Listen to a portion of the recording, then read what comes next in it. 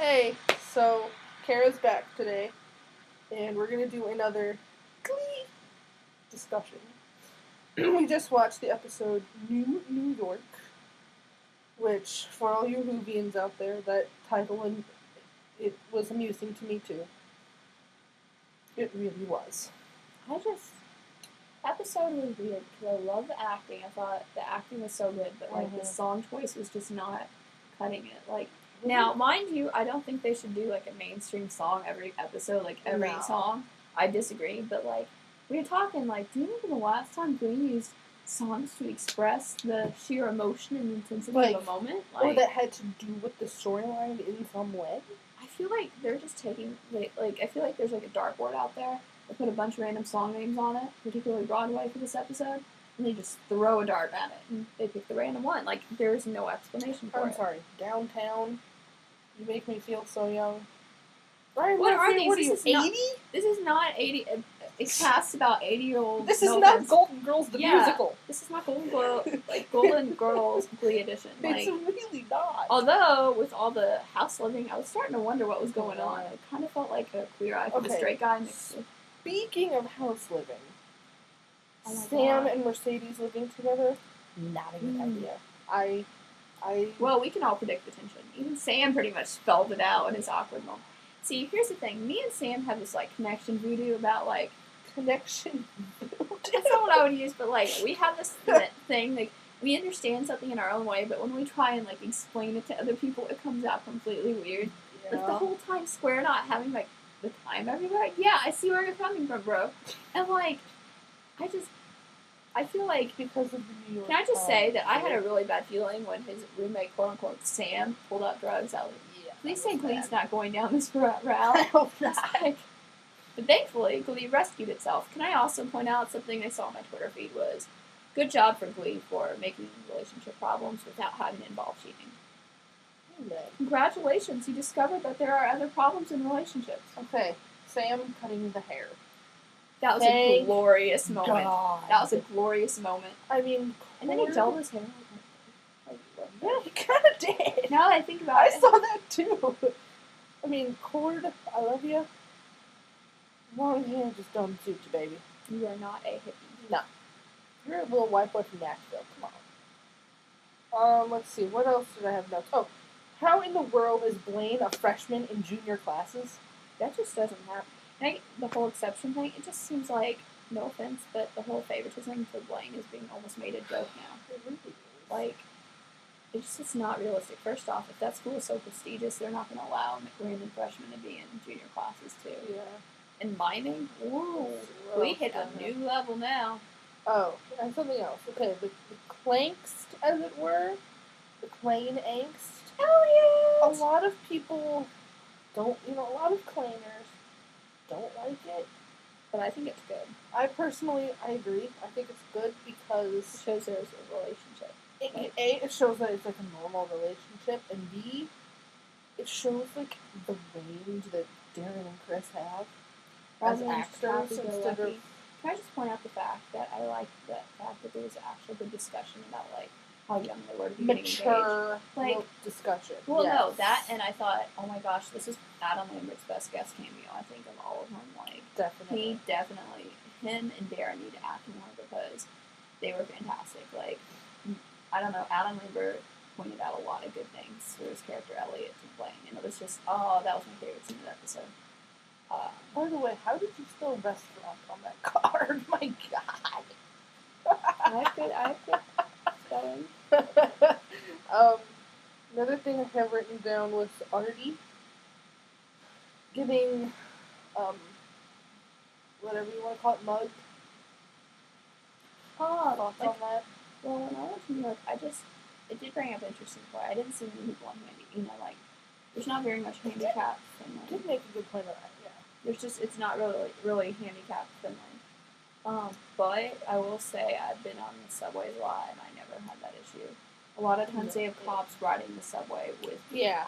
There's a lot, especially the L train, and especially if it's in the evening. Just gonna point that out there. So that was probably unrealistic. Although, it would happen, but I don't feel like even New York muggers would stoop to handicap that. I don't know. Another thing that you and I had talked about while we were watching the episode was how ironic it was that Blaine was acting all jealous of Elliot when, as you pointed out, Blaney Pooh cheated before. Eli. If there's Remember him? If there's anybody that has a room to be insecure about that kind of thing, it's definitely Kurt. Exactly. And what's wrong with Kurt having friends outside of the relationship? It's healthy. Yeah. Which, you know what I mean? Like, it's not healthy to be only with your significant other. Exactly. Little life imitating that art there, dear. Enough said. Something I also loved was the New York base now. No Mr. Shoot. Woohoo! I am not a fan of Will Shoot. I'm curious how they're going to, if they do bring Cecil back. Yeah. Because how are Sue and Shu going to come to New York? Because they're contracted for another year. Can you voluntarily get out of the contract? You technically can, but if they're making the kind of money that they are, with the kind of exposure that they're Lynch getting, especially. they'd be Jane Lynch was getting the most money, at least at the beginning of the show, for sure. Well, because she was the one that had she'd been... Yeah. I had things... Oh. Rachel was on my nerves. Oh my god. Yes, like, what happened? Was there a switch with Rachel? Because during the episode, she'd go from being really annoying to calming down to really annoying. And it ended with her being really annoying. Sounds like the lemon... we know. Not you. My sister? Yes. In her defense, she's being less of a Rachel Berry now. But in seriousness, though, like, Rachel, like, what is it? And can I also point out, is Blaine, like, a housewife now? Because he's making all these, like, special waterless things. Stereotypes are stereotypes for a reason. And you don't have the ink all over your mouth. Thank you, Mom. 20-year-old stuff.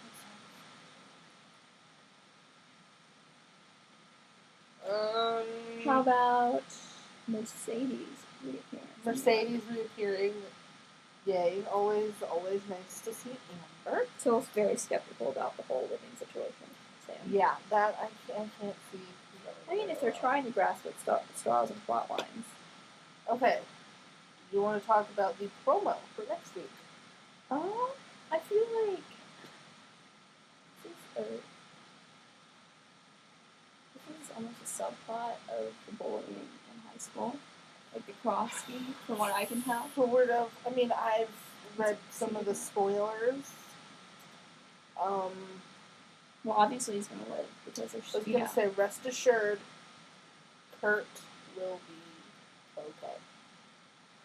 But, I forget, I think I do know, yeah, I remember the name of the episode. It's called Bash.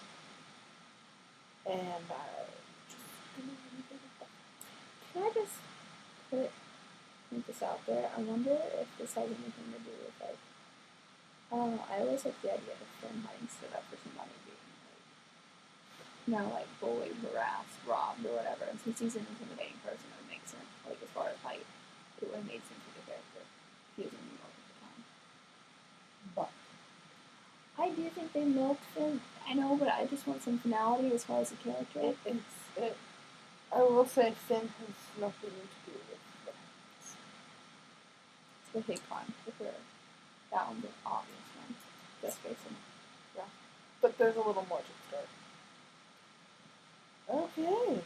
Well, tune in next week for Glee chat with the two of us. That youngin is back in New York. This youngin is getting back on Sunday, thank you very much. That's a short little trip. Yes, it is. We will see you guys later.